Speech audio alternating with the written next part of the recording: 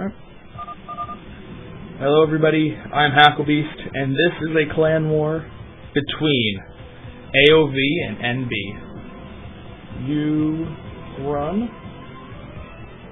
AOV, and I already forgot the next one. Oh, Mazur. NB at Mazur. Okay, PvP. So, Clan War, AOV versus NB. AOV still looking for the first win of the season. NB is looking not to fall into that great big pile of 2-2 teams that is right now developing in this league. Because it's like, there's LRM who's perfect, then a couple 0-4, and like 1 or 2 3-1, and then everybody else is 2-2. So there's a huge big race at the bottom right now to try to not fall behind. Or not at the bottom, but in the middle.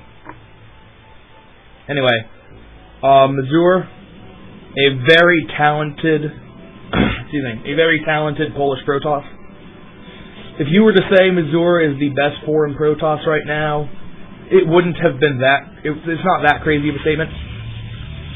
There's some other good ones out there. Snitzel's good, Kid Canada's good when he wants to play. But Mazur is definitely top tier foreign Protoss. And U-Run, I've never seen U-Run play. He's the manager for Latin America. And he's from Mexico. So that's pretty much all I know about him. Actually, when I think about it, like U-Run is AOV, he's a manager. Elegant is AOV, he's a manager. I wonder if there are other managers who happen to be on AOV, and AOV is just like we're the manager team. Managers unite.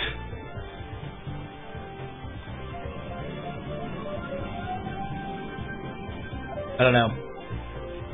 If they are just a team of managers, that would make it would explain why they're 4-0. Anyway, Mazur threw down the Manor Pylon. Actually, it's a pretty good Manor Pylon because probes are now going around back, so it has a little bit of added benefit aside from just trapping a single probe. Because if you just trap a single probe, it's really not worth it. But once you add in the fact that he has to mine all the way around, it's kind of worth it. And you run a little bit of a mistake. You should be attacking the pylon with the probe. I'm pretty sure the probe's not attacking the pylon. It'd make it go down a little bit faster. Like, it'd probably be dead because the probe would have gotten off 10 shots by now. But not significant. Meanwhile, U-Run's getting a fast second gate after getting his Cyber Core. And Mazur, I would assume, is not going to do that. I would be surprised. Yeah, it looks like Mazur's gearing up to put on the Robo. No, he's scouting the 2 gate, so I guess he's assuming that he can get DTs out before U-Run has time to get observers out, and that's definitely a possibility. The scouting probe is doing a world of good right now, and actually, that Manor Pylon did have a secondary benefit of, because the Zealot had to focus on the pylon, Mazur didn't have to micro his probe around. He could just let the Zealot attack the pylon. And now he can start microing the probe around, and the Zealot really can't take care of the probe. He's going to have to wait for the Dragoon to come out. But Mazur has seen what he needs to see, and he's actually going to leave without taking a single hit on that probe. Very nice. Control. And oh no, U-Run's also going for a Citadel. Clearly his Citadel is going to be, his Templar tech is going to be significantly behind Mazur's. So in a straight up DT versus DT fight, U-Run has a distinct disadvantage.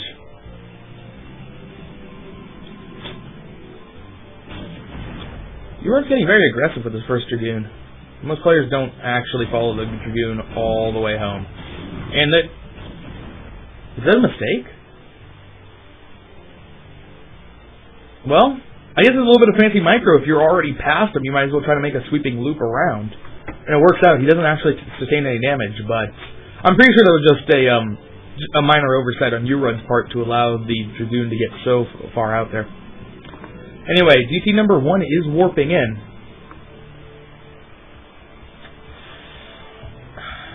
You know what? I'm going to fix this overlay. Boom. Now you can see Aldaris' beautiful face. Yes, I know you all wanted to. Who cannot love that face? Anyway, if U-Run can get out a couple DTs to block the ramp in time, then Mazur's aggression will be nullified, and they'll be not quite on even footing because Mazur will have taken an expansion. But it won't be as bad as DT's completely destroying his mineral line. U-Run just really needs to get the DT. Actually, the DTs are going to be out before Mazur's DTs get there. Now, I don't think he would place him at the ramp, just because that's not what you do with the DTs. You don't build them super quick and then use them defensively. But he really does need to at this point, because he has no detection, nowhere close to detection, not even a forge. Let's see, here are the GTDs. Does he see Mazur's DTs? No, he does not see Mazur's DT. So he's not going to be able to bring his DTs back home in time to block the ramp. And now Mazur has a DT in his opponent's base. How many kills will he get before his opponent realizes that Nexus is not done, so all mining will be halted as he pulls the probes away? Okay reaction time. He's pretty good, actually, only losing 2. And it looks like, is this DT going to try to block the ramp? Yes, that DT is going to try to block the ramp, but it's only 1. Can 1 DT block the ramp? It looks like 1 DT can. DTs are a little bit bigger than Zealots. Meantime, what can U-Run do? Oh, U-Run can do absolutely nothing. Oh, he doesn't even get it away. That is very bad. And now, U-Run's not mining. He's still waiting for that Nexus to morph in, and there's a DT in his base, destroying his stuff. I'm kind of surprised that Mazur's going for the Nexus. Well, going for the Nexus is clearly it's a high-value target. It stops your opponent from being able to mine here even after the DT goes away. I would have thought he would go... I was thinking, like, you go for the Robo, so you can prevent them from getting observers, but he doesn't have a Robo. So you could go for the Cyber Core to try to prevent the Robo from getting established. Give your DT even more time, but it's pretty cheap, so... Anyway, it looks like U-Run's going in for a pretty desperation attack. 2 cannons here, High Templar. It's more than enough to be able to hold, plus a Dark Templar of its own, and GG from U-Run. Mazur with the DT rush.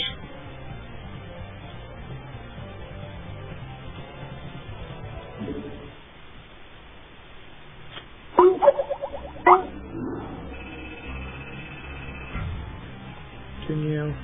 Oh, sure, there's a way that I can make it so that little corner of the window does not appear, but I can't make that window appear anywhere else. Wrong button. Create.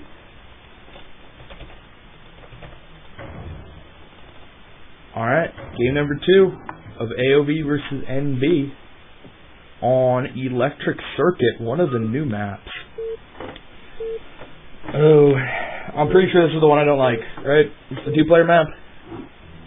No, it's not the 2-player map. No, that one's Chain Reaction.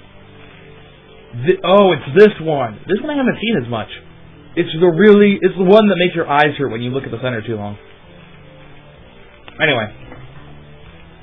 It's NB Terror versus... Trying to find orange. Versus BC. Mr. Battlecruiser himself. Or Before Christ. Or British Columbia. I don't know. BC can be so many different things. We may never know what the BC actually stands for. That's okay, man. We don't need to know. Maybe it's his initials. Like... I'm trying to think of a name, but I don't actually know what country he's from. So if I made up a name, then odds are I'd be wrong. Which one is this? I forget. This one? I think it's that one. Yes, it is. Oh wait, they don't have nation tags. Oh, they do have nation tags. Sweet. I love oh no, AOV is the one team that doesn't actually have their flags by all their players. So I can't actually look up what country he's from to try to make up what kind of excuse me, to try to make up what kind of name he would have. Because at first I was going to make up something like really Nordic, but if he's from Spain or not Europe, it really wouldn't make any sense. Anyway, so let me change BC's color. So this map, for those who are unfamiliar with it, is 4-player Medusa, as it's been called a lot, because it is 4-player Medusa, in that you have the backdoor expansion with just a few minerals, and there is a temple with minerals blocking a ramp that can lead up to it later in the game.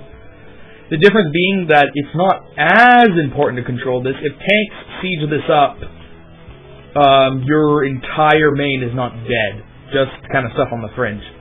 So it's not as important, but it's still very important to watch out for counterattacks coming from up here. And the other important feature is the really weird pattern in the middle of the map.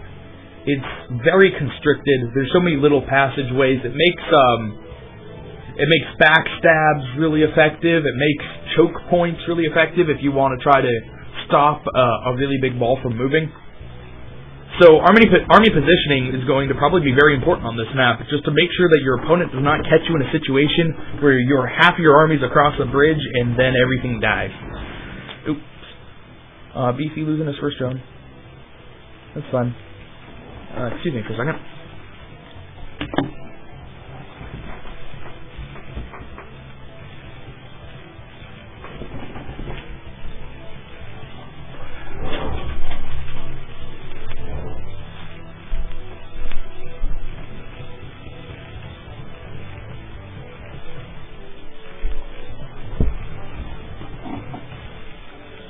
Sorry about that.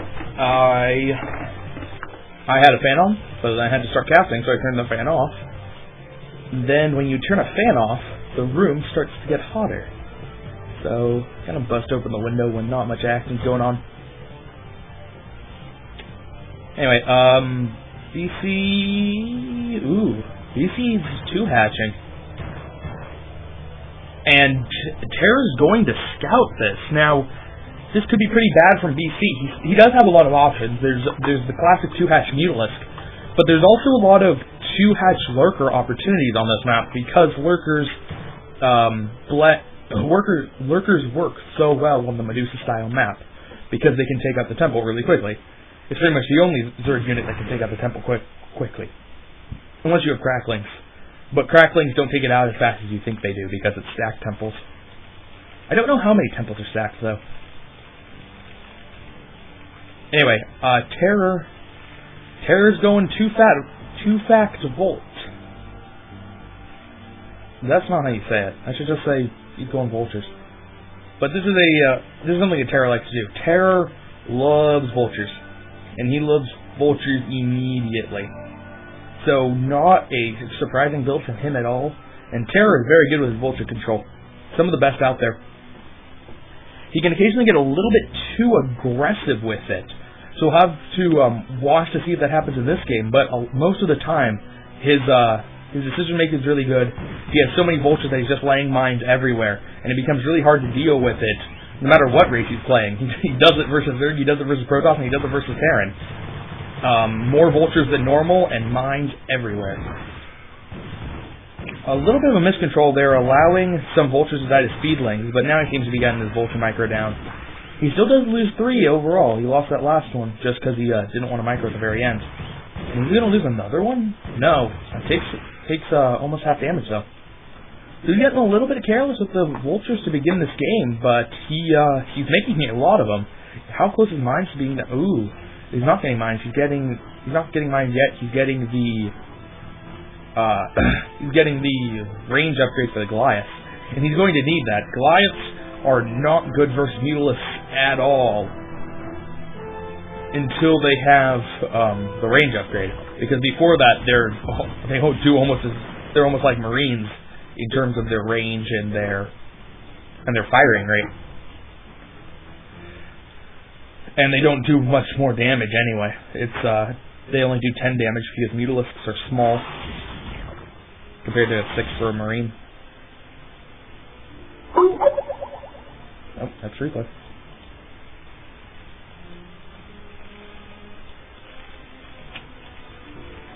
Anyway, range will be done with plenty of time to spare. BC had to stall a little bit with his Mutalisks to try to kill off the Vultures, and Terror is going to be absolutely fine. Is he throwing down turrets? He is throwing down turrets. With really good control, the turrets might not even be necessary, but nothing wrong with playing it safe, just to make sure.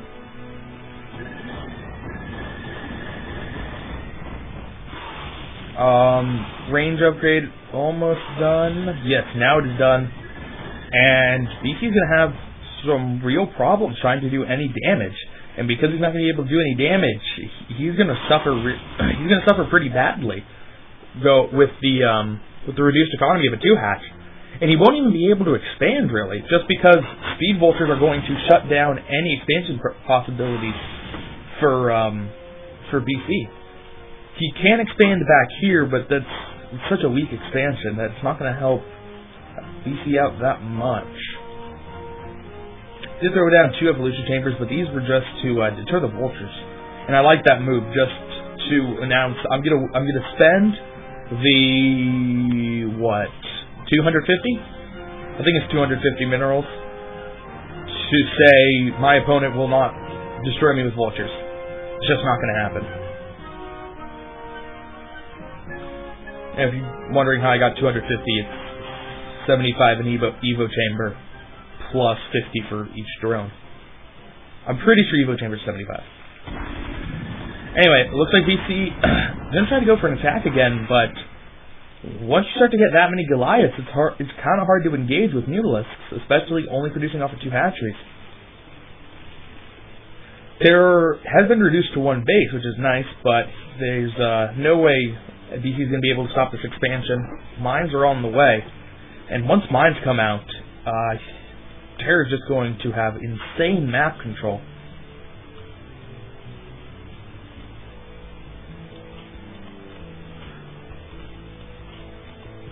Is that Scourge?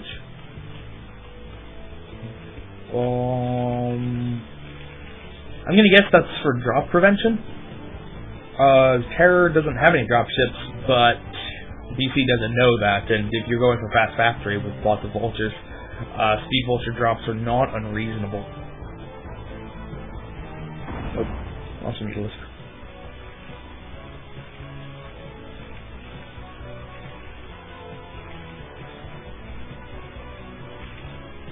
Anyway, Command Center just finished. You can now lift that over, which you'll do pretty soon. And, yep, that's what I'm talking about. I'm just going to spread out mines. Mines at the front to see when the units come out, mines at the natural to prevent an expansion, or at least to know when the expansion is going down. And, no dynamite. But these ones aren't. He's just going to lay one there, he's going to lay one here. And man, BC. The mines aren't going to really stop the expansion too much. The reason the mines are being placed out is so that once a drone takes it out, he knows, once a drone takes a mine out, the Vultures know, that's where we need to go harassing a little bit. Or harass immediately and try to stop the drone from actually planting it. But more likely it's just that they want to know when the expansion is going down so that they can attack it once it gets good drone numbers.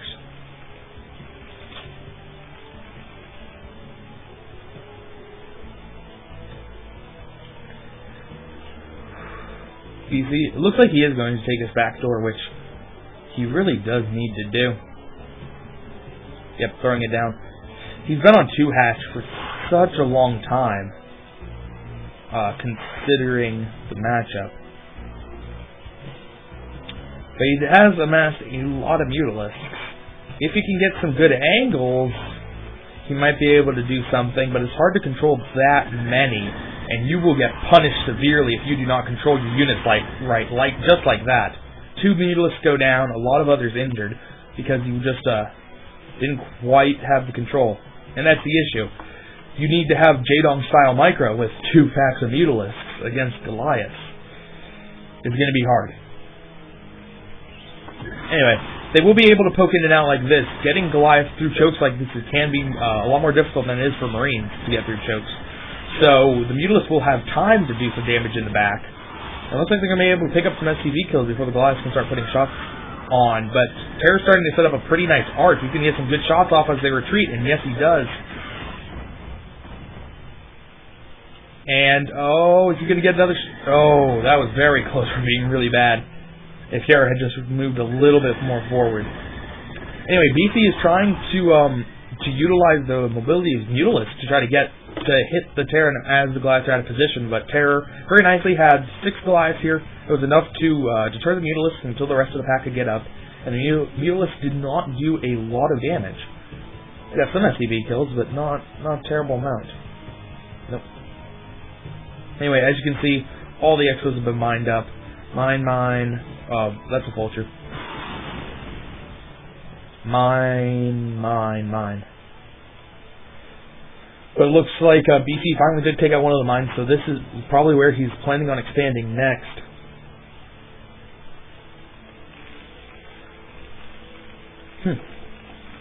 Terror with a very late academy.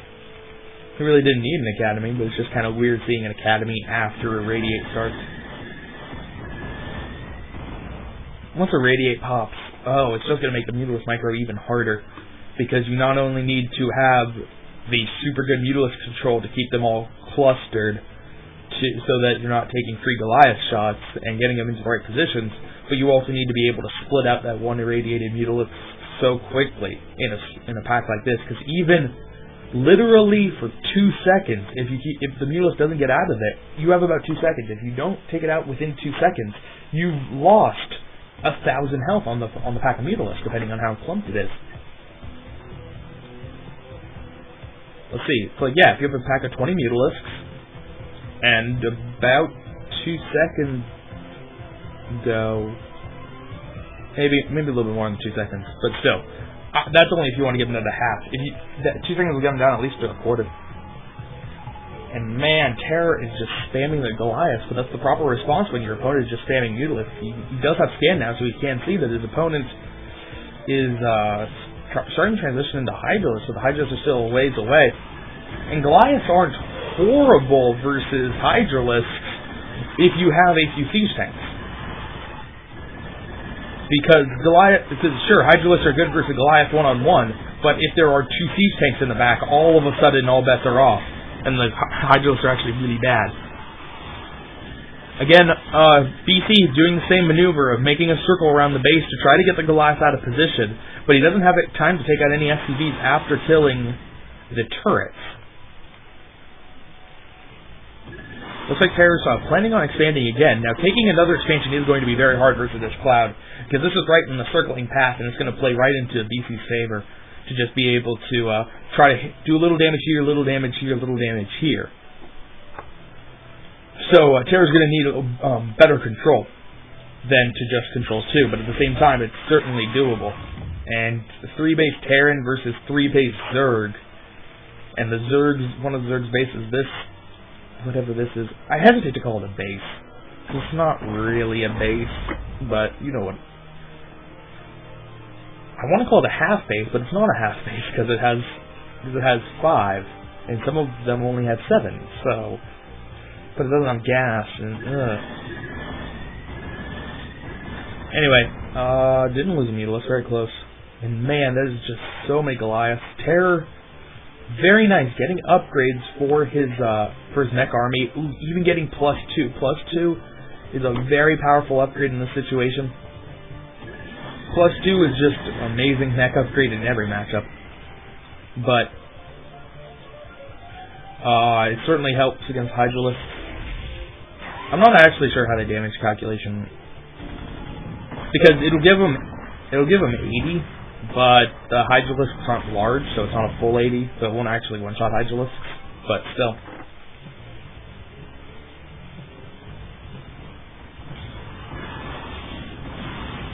And here goes the Irradiate. How fast is he going to be able to pull it out? Okay response timing, considering that he pulled one of the control groups away, but he's still going to lose a few Mutalisks in the retreat just from spreading them out so erratically.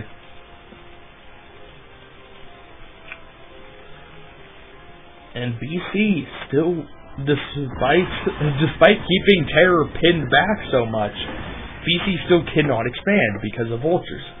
He doesn't have any sense of map control, despite having a really large air force, which is a weird position, but it's just the way it's working out. Anyway, looks like Terror's going to take his own little midget base. And throwing on a lot of turrets to secure it, because yes, this base is definitely going to be hard to get back to with Goliath. So he's going to need a good number of turrets to make his opponent think twice about sending Mutalisks over.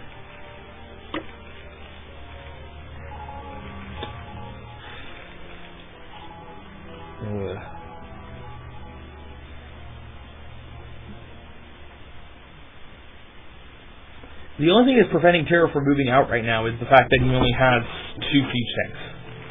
As soon as 3 siege tanks. Once he starts to get a few more, up to like 5, this army is going to be next to invincible.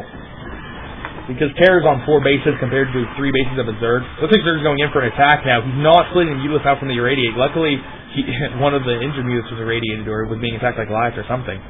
But, BC's surround is not going to work out, even without tank support. I mean, there were only 2 and one was sniped immediately. It's just, you're not going to be able to break through 2-1 Goliaths. Not that many of them. Lurkers will help in some aspect. Wait, why did he throw down a 3rd one? I don't know why he threw down a 3rd one, unless he's starting to get cracklings. That's kind of weird. Anyway, Lurkers will help in some aspect. I mean, Lurkers are kind of not good versus mech, but they're okay versus Goliaths. But once you get Swarm down, you'll actually be able to stop Terran, as opposed to just completely getting rolled by him. So I think he'll have to go for Lurkers, even though Lurkers are traditionally not good versus mech. He needs to get some of them. Is he in fact getting a Lurker? Yep, he is getting the Lurker upgrade. He has a Defiler Mound down, and he's getting drop. What are some good drop targets? Well, he can drop this. Terror is spamming turrets up here, but if he attacks from a lower angle, the turrets won't be able to do too much damage to the Overlords before they drop. So, yes, Medusa-style maps are very friendly towards drops, but at the same time, he's starting to get pretty close to maxed with mech, and it's just unwinnable. Maxed mech is just too good. Anyway, now that Terror does have this 5 siege tanks, it looks like he's going to make a move. Irradiated a Hydralisk. It was determined to stay under the Overlords to do as much damage to them as possible. Clearly somebody is resentful about their housing situation. And it's not really housing, it's called control. But for some reason I always just imagined that the Overlord contains housing for all the Zerg units, because it's supply. I mean, it's called control, but in every other game there we go. It's called control, but in every other game it's just called supply.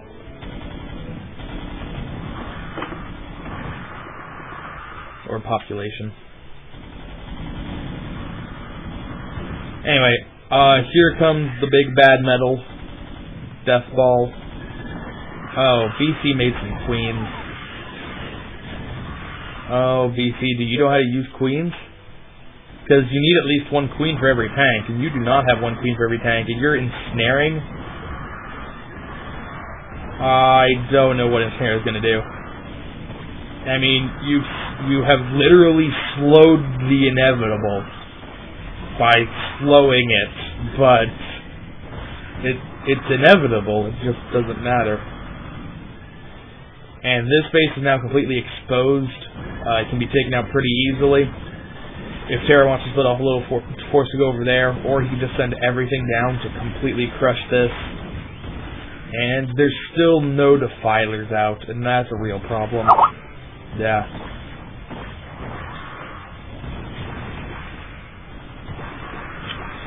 It looks like GG from BC. Terror with his mech, too strong. Goliath, counter to everything. Especially when you have 4 control groups of them. GG. Good game of terror.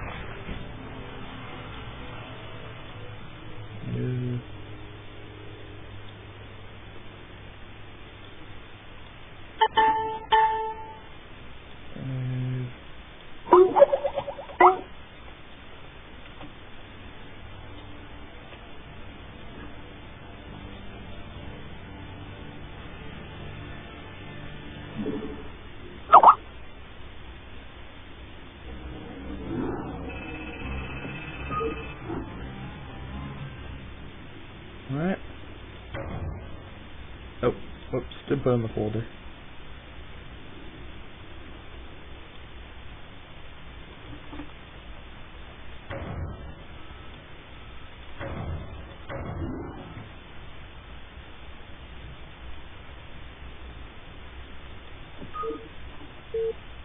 So, game number 3, NV versus AOV. AOV 0-4 on the season, man.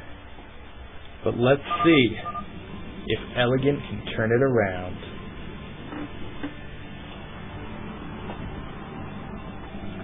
That's right, we have Elegant.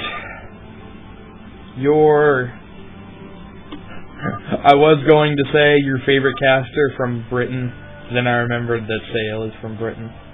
So, he might not be your favorite caster from Britain.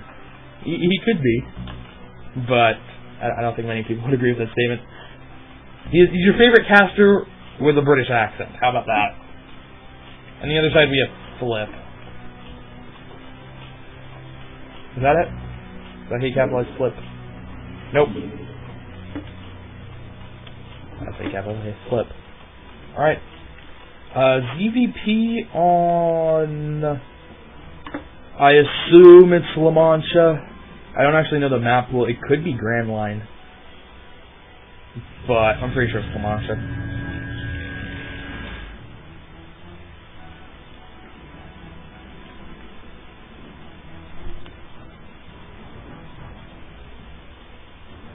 And how is Elegant going to wall this? Ooh! Elegant going gateway first. Elegant styling now.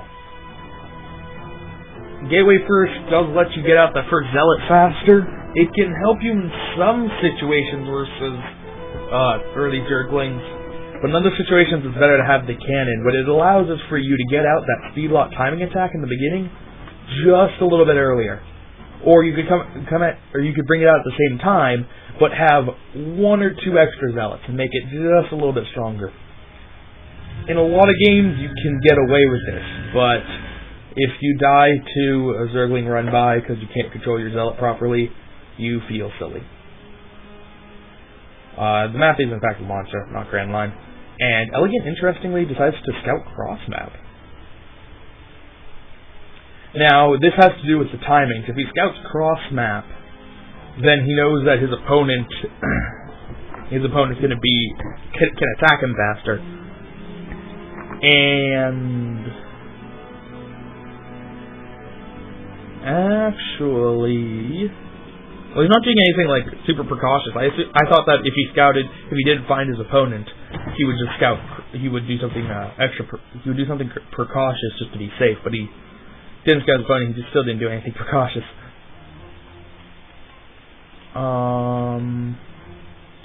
Well, looks like that probe got killed. I thought I was going to get past the Zerglings because they're not speedlings. But that one got the kill. So never mind.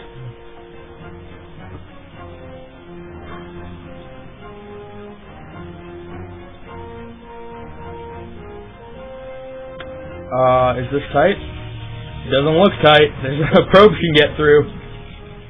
Wait, what? Oh! That's a forge, not a pylon. Okay, that was a pretty slick move to throw down the forge at like the last possible moment to not allow Zerglings in. But, yeah, the Zerglings can just attack the gateway because there are no cannons. And Elegant needs to be pretty careful to not lose everything here. Flip can micro these Zerglings around and try to get the rounds on Zealots. or whatnot. He has a nice timing before that cannon finishes.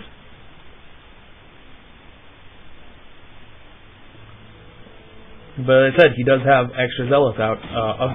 If he didn't make the gateway first, he'd have maybe one zealot out, maybe none. But already has 3.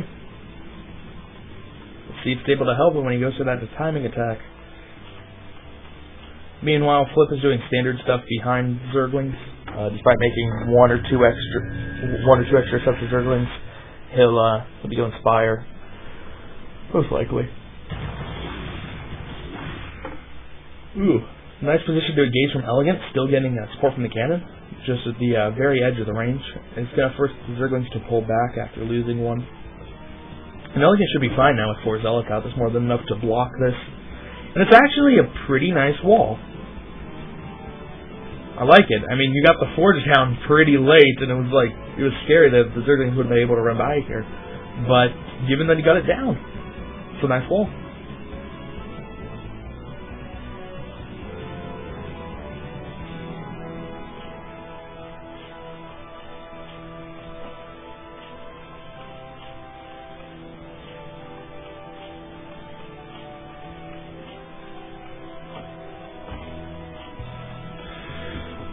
Alright. Actually, Elegant has an unusual number of Zealots at this part of the time, and because of the greedy nature of Zerg, Flip might be forced to do something he doesn't want to do here, either making extra sets of Lings. Yeah, looks like he's forced to make an extra 2 sets. Which is a good move from Elegant to just force those Lings in the early game. So much of Zerg's timing is so precise with the drones that just throwing in a little bit of an extra wrinkle can really mess some people up.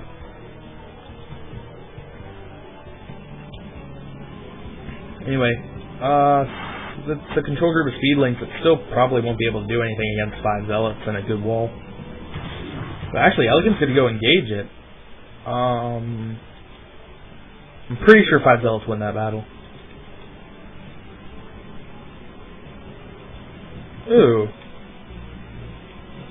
Ooh, he went Robo before Stargate and no Citadel?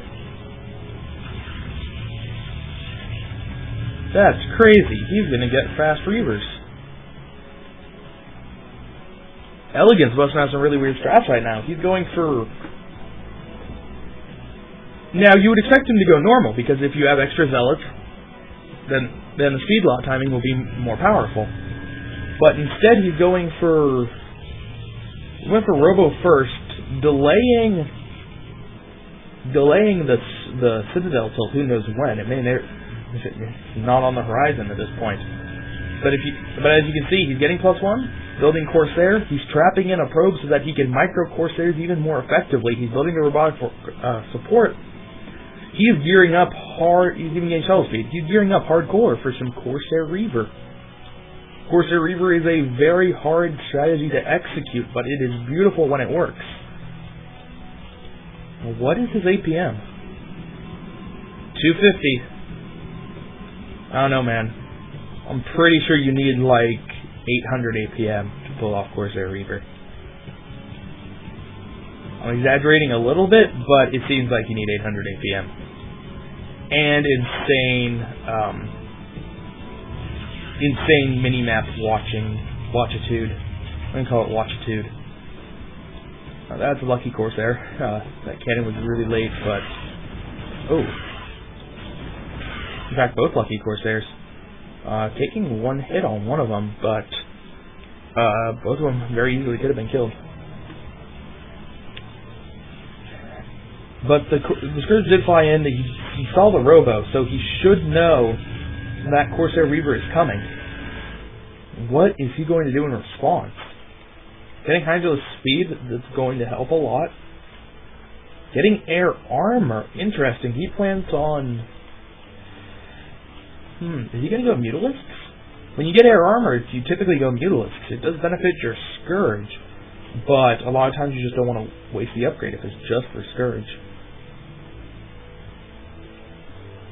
Now, the purpose behind getting air armories let Scourge live longer when trying to kill the Corsairs, which is obvious, but excuse me, which is obvious, but it can really mess up some Protosses. Gotunk is upset with me. I don't know why. Gotunk's upset with me. Anyway, it can really mess up some Protosses when they think, I need this many Corsairs to kill Scourge, and then I will always kill Scourge, and then I will be safe forever. And then it's like, well, no, they got +1 armor now, so you need an extra Corsair or two. Okay, my flash D&D didn't work. Did I type it in wrong? D&D. I don't know if I'm even allowed to D&D on fish servers. I don't even know if Gotunk is talking to me, or talking to my friends list. Yeah. Showing that Zergling who's boss. It's kind of funny because you're shooting a bullet that costs 15 minerals to kill a Zergling that costs 25 minerals. So it's like, yes, technically it comes out ahead for me. Apparently I'm just not allowed to D&D on fish servers. Maybe I have to type it in Korean, which I cannot. Ooh. Flip got Burrow. I'm looking for more that are burrowed, but it looks like only these two are. Burrow, is he gonna... Oh, losing a lot.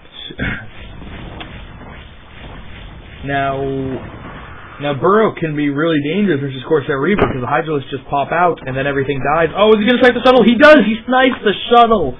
Sniping the shuttle is so huge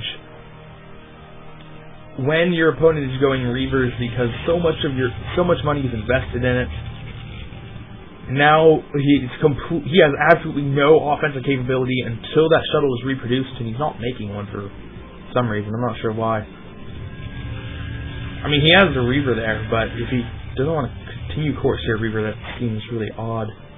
It'd be really odd if he doesn't continue Corsair Reaver, in my opinion. Anyway, yeah, Elegant's offensive capability is completely shot for the time being, and so much money was invested into that Reaver that it's one of it's pretty much the best snipe you can get in the game.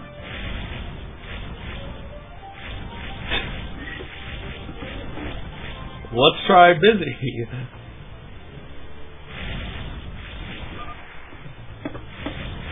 I don't know if that did anything. But I'm sure I'll get another message to tell me that I did it wrong. Anyway,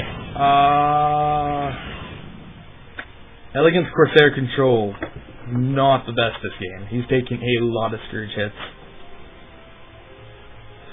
He did supply block flip, which is nice, but yeah, I'm not liking Elegant's position here. It looks like he's not building another shuttle, so he's just using the Reavers for defense now. It's such an investment to just make one Reaver and then to lose that Reaver without doing too much damage. Anyway, Burrowed Zergling's going to see this attack. And Flip's going to get a nice angle. How close are these Lurkers to morphing? That is a very nice storm! Does he have another? He does have one more. And another good storm from Elegant. Oh, he does have a few more, actually. And all these Lurkers are very injured, but not quite dead. And it looks like a very nice Lurker field is just going to be able to contain Elegant now. He does have a Reaver, though. Reavers are good versus Lurker fields. And, oh, Elegant left his Harkons alone. But they're going to get out of there. No, they're going to lead the fight, and one of them just dies instantly. The other one retreats. How much health is left? Loses about half. Ooh. Getting a little bit careless with the Archons there. Archons are very powerful to be throwing away like that. And, oh man, this is going to be such a hard angle to engage from. Very nice lurkering positions from Flip. Although these are a little bit too clustered. One storm's going to take out 3 of them.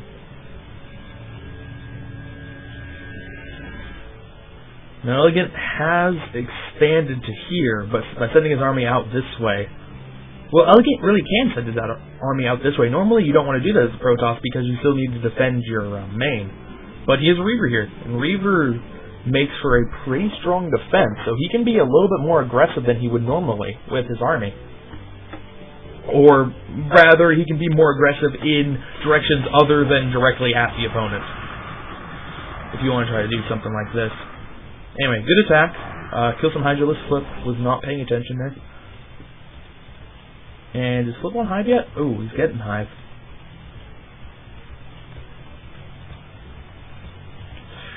What kind of Hive will he be going for?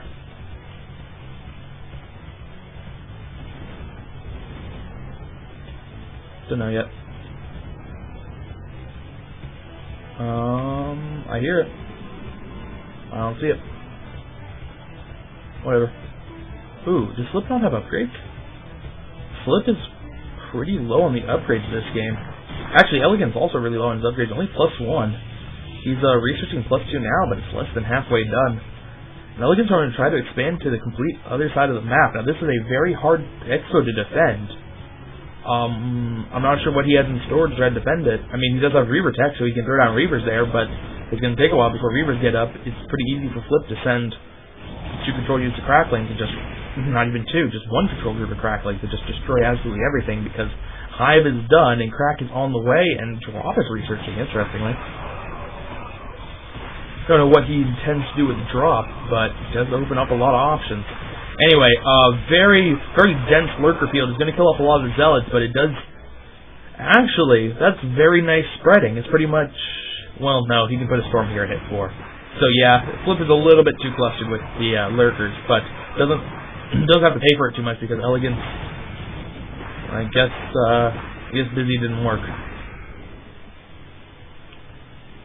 Elegant Storms are a little bit too far forward to do damage. And oh man, two lanes attacking the Nexus. Is Elegant gonna cancel the Nexus? He's gonna let it finish because the Nexus is already like. Oh, he's gonna let it finish.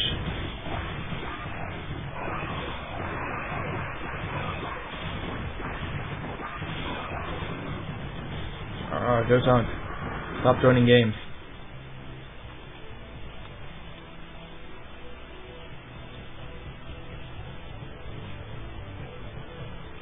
Alright.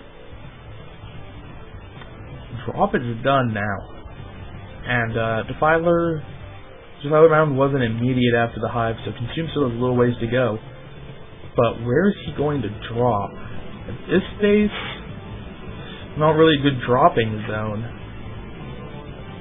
In the main, I guess it's a pretty good spot to drop, but it's going to be a little bit hard. Well, no. I guess you could load up here and drop here, if that's what he's intending to do. Could work. Don't know.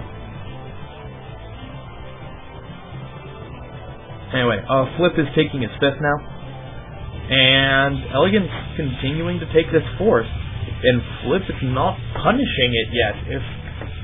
If Elegant gets Reavers up here, it's going to actually start to be really hard. He's even setting up a Sim City there with an extra forge and 2 gateways. Interesting.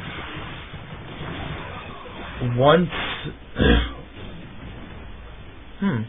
he gets Reavers there, it's actually going to be pretty hard to break. And Elegant has the luxury of just taking this expo. Here comes a little attack from Flip, but that's not going to be enough Cracklings for 3 cannons with a wall. At least I do not think. A drop in Elegant's base. A lot of Lings die to Storm, but there's still a good number left, and they do have Crack, and they do have +1, and there is Swarm down. Oh man, it was just a pure Crackling Defiler. And now these buildings are going to fall. I mean, they're targeting different ones, so it's not going to be instant fall. They're not going to die instantly.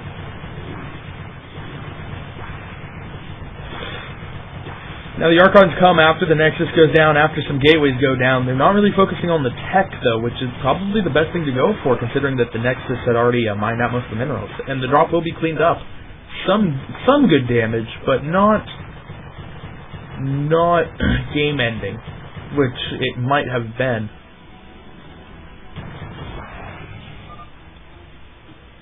Okay, Gotunk is definitely not talking to me.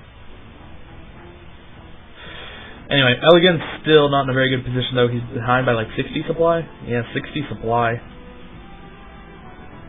On 3 bases, because, well, 2 bases, because neither of these really have anything left.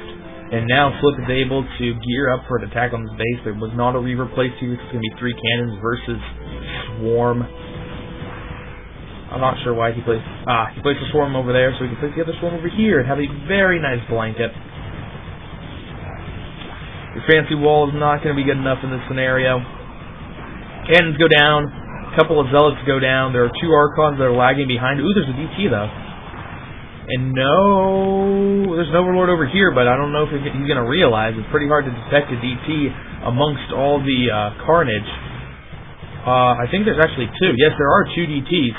He's not bringing the Overlord over, so this drop... excuse me, not this drop. This attack will be cleaned up. Looks like he went for another drop here, but it was killed very quickly by 4 Zealots. And it would appear that this wall is Ultralisk tight, so the Ultralisks are glitching out. But Cracklings are able to take out the gateway, and now the Ultralisk can get in. But he's still not pulling the Overlord, so the DTs are going to be able to hold off for a while. I mean, 13 kills on one, 11 on the other. 14 and 11. And the Ultralisk goes down. And the other Ultralisk is going to go down pretty soon. Probably going to be able to get 2 more probe kills. Okay. He knows when he's done. Another drop. Elegant. Yeah.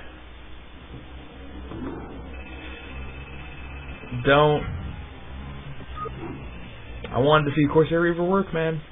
I like me some Corsair Reaver, but just wasn't to be.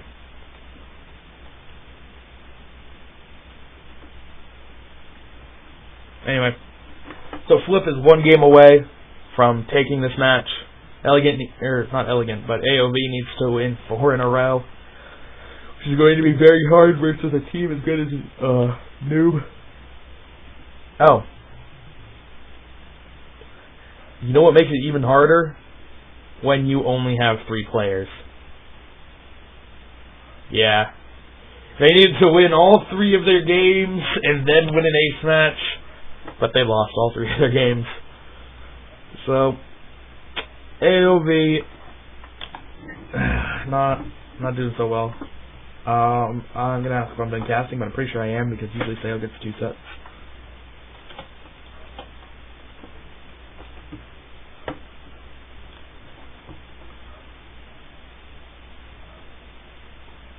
Just want to confirm.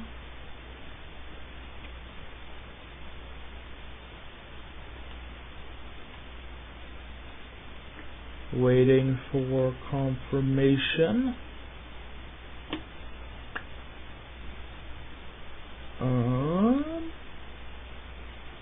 It was not talking to me anymore. What a jerk. I'm pretty sure I'm done. So... Oh, now he's talking to me. So we gotta draw this out a little bit longer, because I wait for him to type. Still waiting. Apparently he has a lot to say. Don't know, this should be just a yes or no question. But apparently this is complicated. Oh, maybe I'm not done. That would have been silly if I signed off and I wasn't actually done. Okay, I am done. Alright. So, time to thank people. Thank you to Twitch TV. Thank you to Nerbopolis. Thank you to Prowler. They are our sponsors. And we appreciate them very much for giving us money so we can give players money so we can have Brood War. Thank you to AWA for organizing. Thank you to the players for playing matches. And thank you to the viewers for watching. There will be more Gambit Cup on Sunday. There will be Altitude Nation Wars on Saturday, aka tomorrow. So I'll see you guys then. Bye, everybody.